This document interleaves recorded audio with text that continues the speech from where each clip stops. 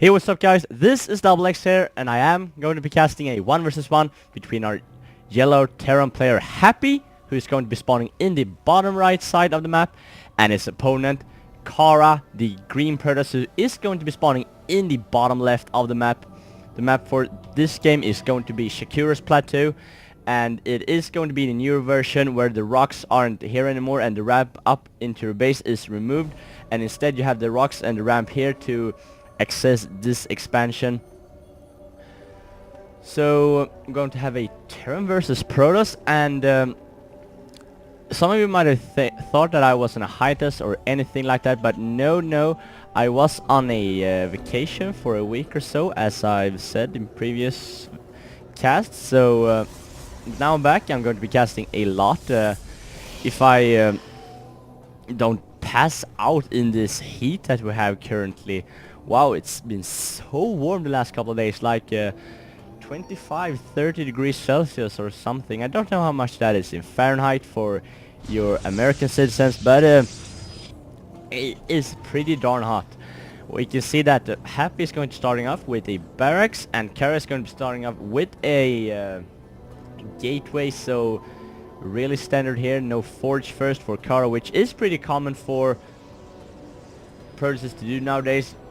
Very many Protosses can apply the fast expand build, particularly on this map with a forge fast expand to block off your natural ramp.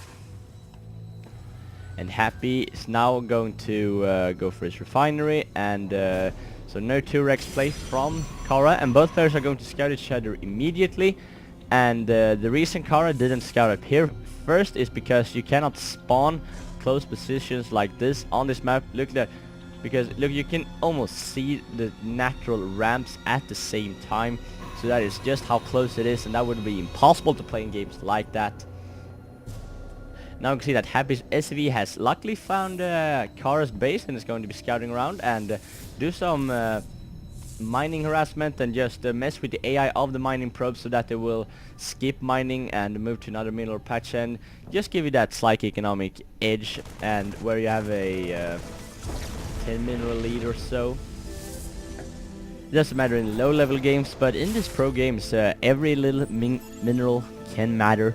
Now you can see that Happy right after his barracks is going to put an add-on, a reactor, and then going to add in a factory. So this could mean two things. Either way, I'm just going to put on some marine pressure while taking up with this reactor, or it's going to go for Hellions with the marine swap, with the factory swap onto the reactor. Let's see about that. Now see that kAra is going to drop a fairly early expansion. He's only expanding off one gateway with no forge, so just now being able to get those sentries and stalkers and go to chrono boost out a couple of sentries first. And I believe this sentries train faster now than before. Yes, 5 seconds faster, so even though the warp gate timing has been nerfed in the recent patch, you can get out the sentries fast enough still to hold off any early expansion. Now we can see that Happy did indeed go for that double Helium build, and is now going to add in a starport, and also has this bunker set up here so that no scouting probe gets in to scout what he's doing. And I don't know how much Happy has scouted here, but let's see, he hasn't scouted anything of this, so he doesn't know what's heading his way. And what's heading his way is nothing except for a hard macroing Protoss player. And kAra have the confidence here. He has the middle tower, so he knows exactly when Happy is going to move out, and he's now going to move out with 4 Hellions, and kAra is immediately going to spot this, and he could move his probe if he's really fast, but he's not going to do that. But now he has to produce a lot of units. He only has one gateway, and just now upgrading it to a warp gate, and he's transferring his probes away and leaving his buildings down here because they won't get sniped by a Hellion very easy. And now his stalker can take so much damage from those Hellions, but eventually even a stalker will go down from 4 Hellions. You can see it took almost 5 shots from each Hellion just to kill one stalker. But now the Hellions are let in, and they're going to be blasting away at the probe line, and he's actually attack commanding with his probes, making it so easy for the Hellions to just snipe them all at once. Look at how many probes kARA lost during that, and he's keeping to engage with all these probes, even with one Hellion left, and this Hellion has got so many kills, and we can see that Happy is now going to go for that standard following up to the Hellion aggression, which is continued harassment with those Banshees, and it's also going to add in that cloak. So I don't know how effective this is going to be, considering he scouted this robotics facility, or at least I believe he did. Yes, he did. So he knows that a potential for observer, but he's still going to add that cloak just to be real pesky with those Banshees, and he can even mix in that later into the game. But take a look at the workers kill time. We can see that 15 workers were killed for Happy during all that. So really nice harassment going on there, and this observer is going to spot this. Yes, he just caught a glimpse of that Banshee. I don't know if he was paying attention to his minimap. I don't think he was. Well, he actually was, and he saw that Banshee coming, and he has an observer, he has the units here, so this Banshee cannot cloak.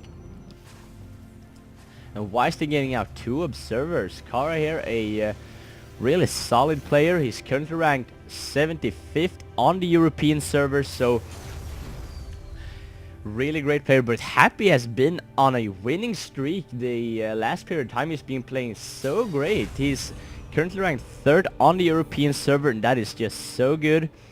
Just behind Empire Cass and some other player who I can't seem to remember. I think it was Braddock, but I'm not sure.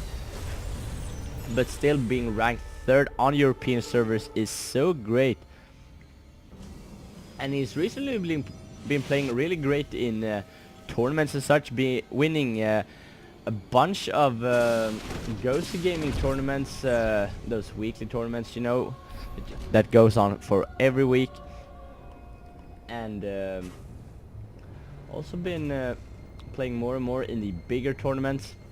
Happy is actually a former Warcraft 3 player, so if you see good micro from him, that is the explanation why. Because in Warcraft 3 it was all about microing your units, and we have seen that players have applied that into StarCraft 2 very neatly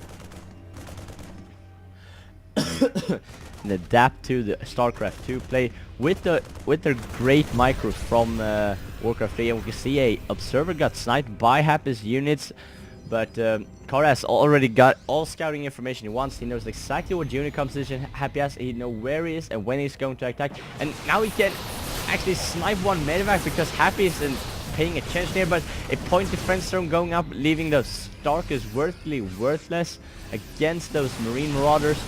Another point defense group will have to go up, but no energy for that. It costs 100 energy, and the Raven only has 30.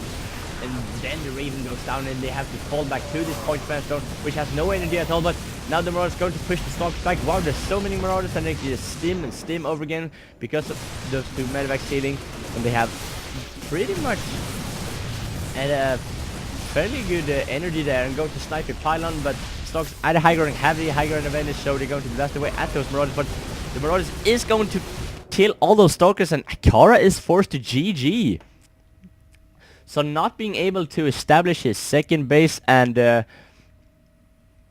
not doing any economic damage to Happy whatsoever. Happy's just playing out this so great. He's expanding at the right time, putting pressure at the right time, and killing off so many workers, leaving kARA vulnerable since he had no economy to rely on, and then putting up a bunch of production facilities while you're attacking so you can reinforce like a god. So Happy being on top of his game, and kARA not playing so good. But this was the first game in the best of 3, so we're going to move on to game number 2. Stay tuned for that.